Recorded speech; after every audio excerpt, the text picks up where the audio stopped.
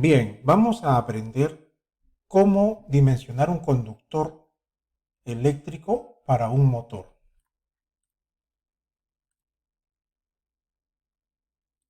Aquí tenemos una conexión típica en donde observamos el símbolo de un motor y una distancia que este motor tendrá hasta el tablero más próximo a él. La potencia que tiene un motor será igual a la eficiencia por la potencia eléctrica. Por tanto, la potencia de salida o potencia mecánica estará expresado en K, que para ser un motor monofásico sería un valor de 1, y para ser un motor trifásico tendría el valor de raíz cuadrada de 3. Por U por I, tensión, corriente, coseno o factor de potencia por la eficiencia.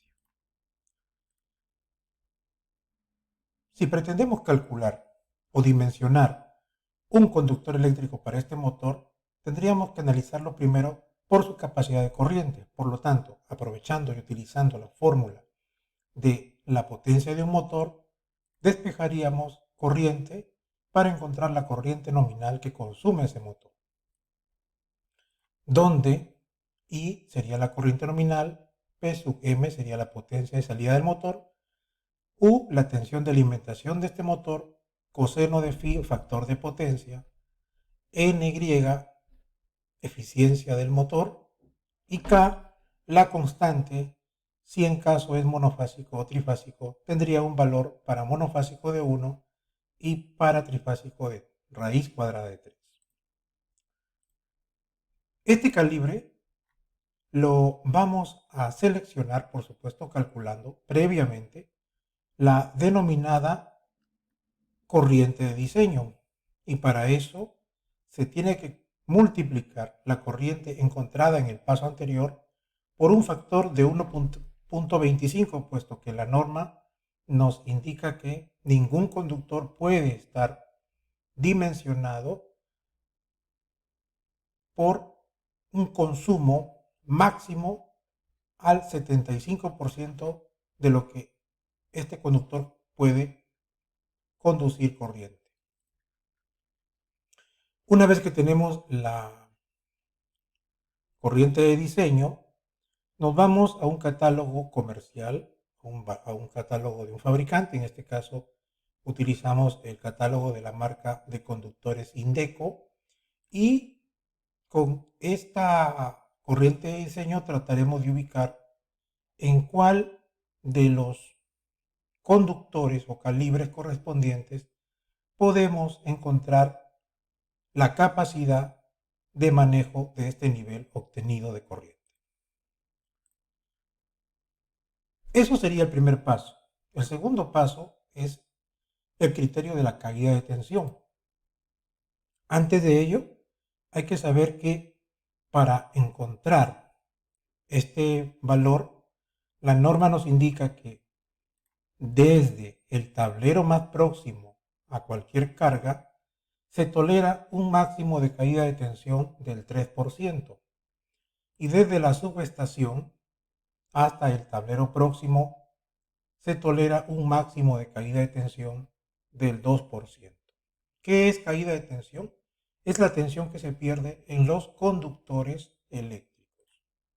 Por lo tanto, para calcular la caída de tensión utilizamos esa fórmula donde caída de tensión es igual a K sub B, siendo K sub B una constante para el valor monofásico de 0.0357 y para un sistema trifásico 0.0309, multiplicada por L, que es la distancia que existe desde el tablero hasta el motor, también a su vez multiplicada por I sub D o corriente de diseño, y afectada también por el factor de potencia.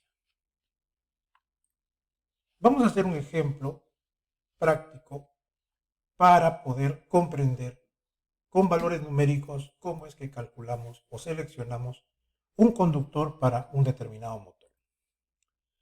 Tenemos la necesidad de conocer cuál sería el conductor o el calibre del conductor para un motor de estas características.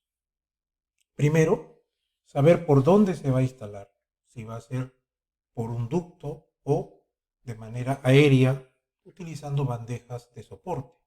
En este caso, la casuística nos indica que es por bandejas. También es necesario conocer los datos del motor. Para este fin, tenemos que este motor sería un motor de 20 HP, un coseno de 0.8, una eficiencia de 0.85 y sería alimentado por una tensión de red de 380 voltios. También conocemos de que, según el problema, nos indica que la distancia del tablero al motor son de 20 metros. Con estos datos, seleccionamos el conductor por capacidad de corriente, utilizando la fórmula para encontrar la corriente del motor, reemplazando los valores que se nos entregan. En este caso, tendríamos 20 HP. Para convertirlos a vatios sería 20 por 746.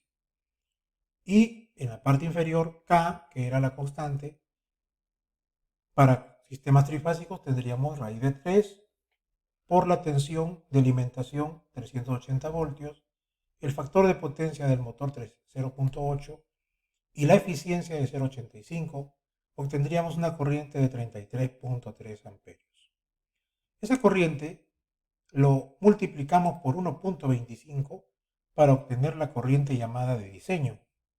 Y una vez con esta corriente de diseño, nos vamos, como habíamos indicado, a una tabla de valores de conductores comerciales. Ubicamos primero el nivel de amperaje según dónde va a estar la instalación, si fuese por ducto o fuese en bandejas o por aire, o instalaciones aéreas. En este caso, según el problema, nos indica que las conexiones van por aire, o sea, en bandejas. Por tanto, toda esa columna seleccionada corresponde a las capacidades de corriente de todos los calibres de conductores, siempre y cuando no estén yendo por ductos, sino aéreamente. Con esta corriente de diseño nos ubicaremos en el calibre más próximo superior que pueda ser capaz de conducir ese nivel de corriente.